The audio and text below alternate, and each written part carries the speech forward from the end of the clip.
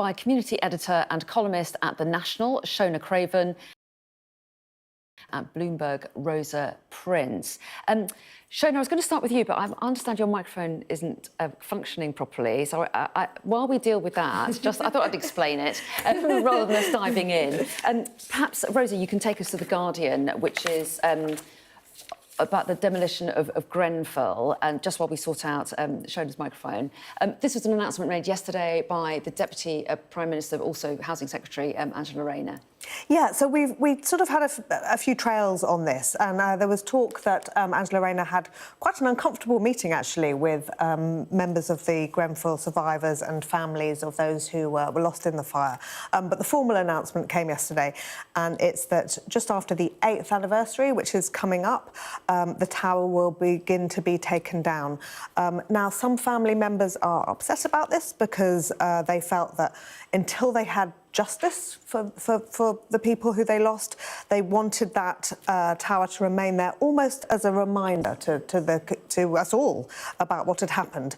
But the government says that it has to come down, it's not safe to leave it there, and they have also said to people who had hoped that perhaps a couple of floors of the tower would be able to be retained, that that wouldn't be fair to all of the families and survivors. Now, it's fair to say, I think, that there are not a settled view, that there are some divisions within that group, and some are happy with this, some are not so happy, and it's difficult. It's a very sensitive topic, obviously. Very sensitive topic, and the announcement that's been made is they're going to really take their time to take the building down. Again, they're very mindful of how it looks in a community that's so shattered by what happened, and so they're going to take it down incredibly slowly. Shona, we have sorted out your microphone. Apologies for that. No problem.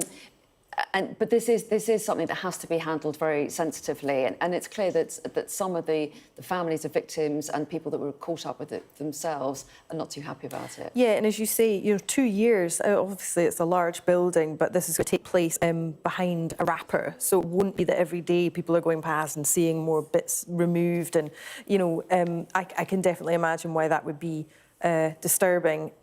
But yes, obviously some people find it very upsetting to see if they've been involved, but other people, you don't want to see it destroyed before or until such a time as they can feel that they've got some kind of justice. Yeah, that's right. They want to see it as a sort of memorial to what went wrong and a reminder of the lessons that need to be learned. Well, I think that will be the focus now, is how can we create a really fitting memorial to those who are lost. Perhaps a garden has been talked about, which I think sounds really nice. But I think the main thing is that the families need to take the lead on that and say what they would find the most appropriate. Absolutely. OK, let's move on, Rosa, to the front page of The Telegraph. And their main story is Labour's going to open talks, they say, on slavery payouts or reparations. Well, it's slightly the other way around, actually. I think the Caribbean communities would very much like to talk about reparations for the slave trade. So they're saying that they're going to come to the UK in April and try to have a meeting. And the Foreign Office is saying no ministerial meeting is planned. If you'll remember back to not long after the Labour government came in, sort of September time, Keir Starmer went to Samoa to a meeting of the Commonwealth heads, and he was ambushed a bit by some members of this community of 15 states which say that they were victims of the slave trade and very much were victims of the slave trade, who said they want to start to have the conversation about reparations. Now, I think perhaps they hoped that there might be more of an open ear from Labour than there was from the Conservatives, and the Conservatives have always said flatly no. But in the past, people like David Lammy, the Foreign Secretary, had seemed to suggest that perhaps there was a case to be made. What we're hearing back, again, though, from the government is it's not the time. I think during these financial times when there isn't a lot of money splashing around, I think it's very unlikely that this would be a priority for the government. Well, yeah, so, I mean, how do you think they'll handle it? I mean, this, as you say, the headlines implies that it's Labour that suggested that they have a meeting, but how do you think they're likely to try and handle this? As you say, there are some in the Cabinet who've expressed some sympathy for the cause. Yeah, but, I mean, as the Telegraph story does say, a Foreign Office spokesman said the UK did not pay reparations and the government position had not changed, which sounds pretty categorical. It doesn't sound like they're leaving a lot of scope to, oh, well, we'll hear the arguments. We know what the arguments are. It's just, is this something that politically is going to fly? And I would suggest probably not, given all the talk we hear about the economy. And when the figures are kind of over 3 trillion, I think that is being suggested. Yeah, and Labour's also already come under a lot of heat over the Chagos Island deal, which you'll remember we're giving a lot of money at the moment to the Chagos Islands to Mauritius rather, to return the Chagos Islands to them. So I think this is the last thing they'll want to be talking about. OK. Take us into the Mail, Shona, because there's an article here about the news that the Home Office has apparently ordered Apple to let it access some encrypted data that people keep on the iCloud. Yeah, so this is a specific opt-in full encryption service that Apple users can use, which means that not only can, random people not just pick up their phone and access their data, but Apple itself can't access what's there. So what's being demanded by the Home Office would actually require Apple to change its systems quite fundamentally. I mean, the reason for this is to ensure that under the Investigatory Powers Act, investigations can be carried out, particularly in relation to things like terrorism and child abuse, very serious crimes. Now, this has already been attempted. The US government has already asked for this and been refused, but the Times actually carries this as well and says sources told the Washington Post that Apple was considering ending its offer of encrypted storage in the UK. So, to say, well, if this is what we're going to be required to do, we cannot offer that. And there's also an issue about whether the demand is for blanket access rather than targeted to specific accounts. But the message from Apple is, if we're offering this and we're saying this is encrypted and secure, we have to keep that promise. So I'm not sure it matters whether it's blanket or individual, because, you could always argue that it could be abused and people targeted for the wrong reasons. So it could be that that service just doesn't continue to be offered in the UK. And it feels like, we should say that the Home Office hasn't formally come out and say, yes, we're doing this, but sources are suggesting this is what's going on. It's another reminder of how technology races ahead and then regulation struggles to keep up. Or, in this case, this is about security services saying that encryption can help criminals or terrorists hide and collaborate without people checking in. But then you've got the civil liberties people saying people should have privacy. Yeah, exactly. It's a real collision of basic human rights, isn't it? Because I think we all believe in the right to privacy, and Big Brother Watch is very alarmed about this. At the same time, we certainly don't want people to be able to use this technology for nefarious ends, such as you say, terrorism and child abuse. So I think you're right. I think it's a sort of another example of tech not really respecting national boundaries. And it's interesting that Britain is apparently would be alone if we were able to somehow bring this in unilaterally, would be alone in the world, which sort of suggests to me that it probably isn't going to happen. OK, let's move to the double-page spread in the Times, Rosa, that you've spotted, which is all about the threat that reform is posing to all their political opponents, and this is how Starmer is reacting. That's right. So apparently on Monday, the Prime Minister is really going to take the fight to reform.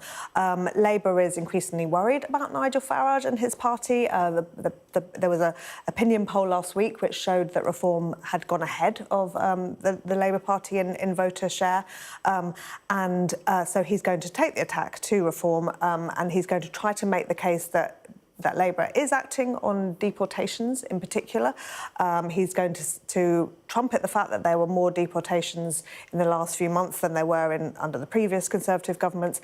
And what he's going to do, I think, something that will prove quite controversial, is to release videos of immigrants being deported, including perhaps on flights, which apparently Labour MPs have been pushing him to go further, and this is something that will please them because they're worried about losing their seats. But I wonder whether people will feel a little bit queasy about seeing people on these flights. How do you think that could play?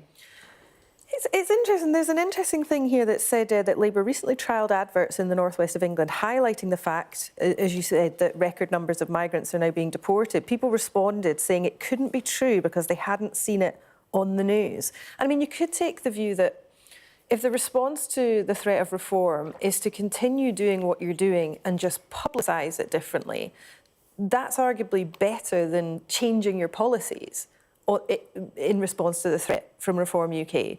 But yes, I think the queasiness factor will be significant. And I would also wonder whether those people in these focus groups watch the news regularly and are likely to really be swayed by that, because when they're receiving social media messages, when people in their communities are saying certain things, when they're not making a distinction between legal and illegal immigration, if they see people being put up in hotels, I fear that a lot of people wouldn't really make any particular distinction, and they'll say we've still got too many people. And while Keir Starmer might want to make the distinction between legal and illegal migration and successful asylum applications and unsuccessful ones, I think there's a real danger that that message just gets completely blurred and lost, and then we get this propaganda which is sending out really negative messages about all migration.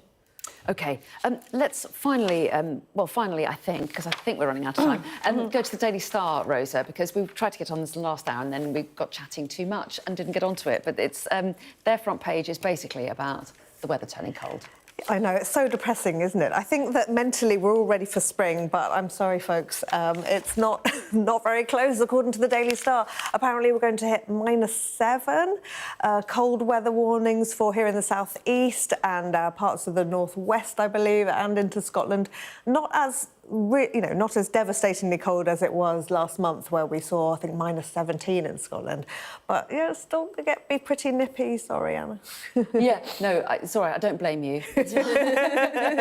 What I like about this picture is that the man pictured has very blue lips, but also, why has he got a seagull on his head? What's the seagull about? But his coat doesn't actually look particularly warm to me. I mean, I'm Scottish, so the idea that I put my big coat away at any point when it's only February is pretty crazy. I do like his hat as well. I'm told it's a Home Alone reference.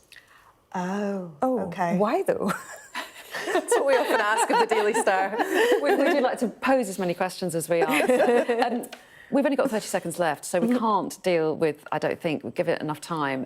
The Beckhams visiting the King last night for his Italian-themed dinner along with Stanley Tucci, but that is something that we will tell our viewers about in the next hour.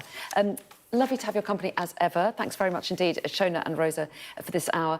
You'll be back shortly, so don't go away.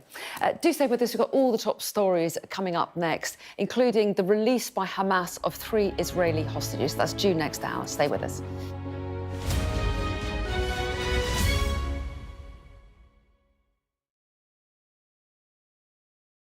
Weeknights on Sky News. This is your chance.